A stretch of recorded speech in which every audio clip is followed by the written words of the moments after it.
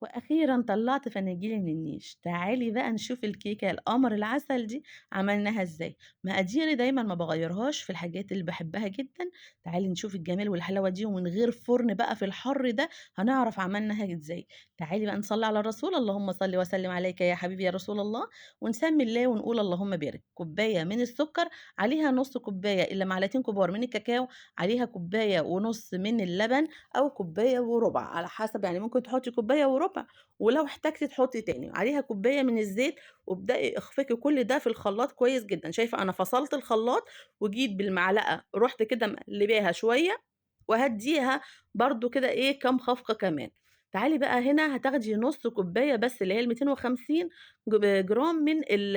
الصوص اللي إحنا عملناه ده، بس أنا هنا خدت كوباية عشان الولاد عندي بيحبّوا ياكلوه جدًا. وتعالي بقى خُدي معلقتين كبار من الصوص ده، عليهم شوية من اللبن وخلّي بالِك الكوباية دي صغيّرة، هي شبه التانية بس صغيّرة مش نفس الحجم بتاع الكوباية. وخلاص كده وقلّبيهم وحطّيهم بقى في التلاجة أو اركنيهم على جنب. هاتي بقى بيضتين حطّيهم على الصوص اللي إحنا عملناه وكيسين من الفانيليا ومعلقة كده صغيّرة أو كبيرة من الخل، وتعالي بقى اخفقيهم كويس جدًا، جدًا، تمام؟ بُصّي بقى إيه، يعني عايزاهم تاخدي كل اللي في الخلاط كده، هاتي بقى البولة معاكِ وحطّي فيها كوباية ونُص من الدقيق، وممكن على حسب نوع الدقيق بتاعِك تحتاجي معلقة بزيادة، معلقتين على حسب، كيس من البيكنج باودر، رشّة من الملح، قلّبيهم، وبعد ما قلّبتيهم انزلي بقى بالخليط اللي كان في شفشق الخلاط معاهم وقلّبيهم بقى كويس جدًا. الخليط بتاع الكيكة بتاعنا زي ما أنتِ شايفاه كده، يعني اللي هو مش تقيل ومش خفيف، حاجة كده وسط وحلوة جدًا، مجرد بُصّي ما بتشيليها وتنزّليها تاني ما بتعملش شكل معاكِ،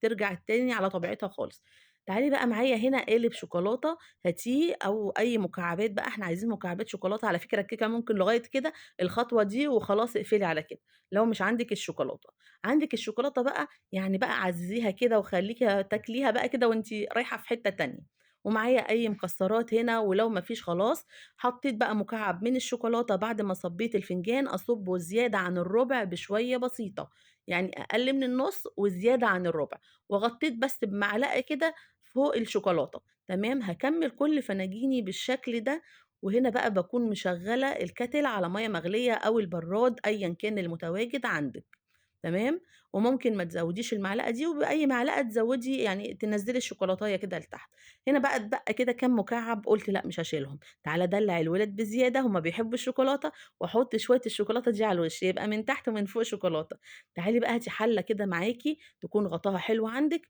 وانزلي بقى المَيّة المغلية، يعني بُصّي أنا حطيت الأول فنجانين علشان المَيّة ما تجيش منِّك في الفناجيل، ورُحت مزوّدة المَيّة يا دوبك تبقى واصلة لليد من تحت بتاعة الفنجان، يعني عارفاني المَيّة تكون واصلة ليد الفنجان من تحت.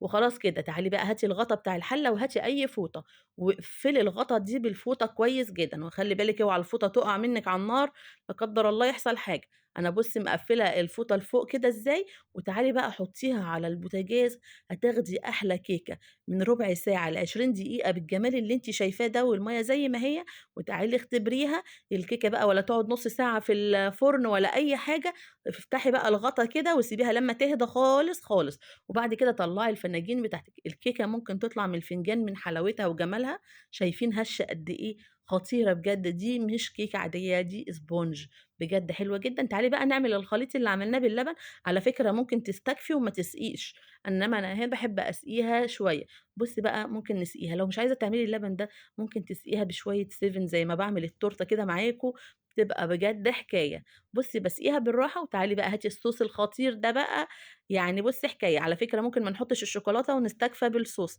وشوية بندق كده من فوق على الوش مكسرات تجنن. أتمنى الفيديو النهارده عجبكم، لايك وشير، واللي مش عندي يشترك ويفعل الجرس عشان كل جديد عندي يوصل لكم. أسيبكم في رعاية الله وأقول لكم سلام.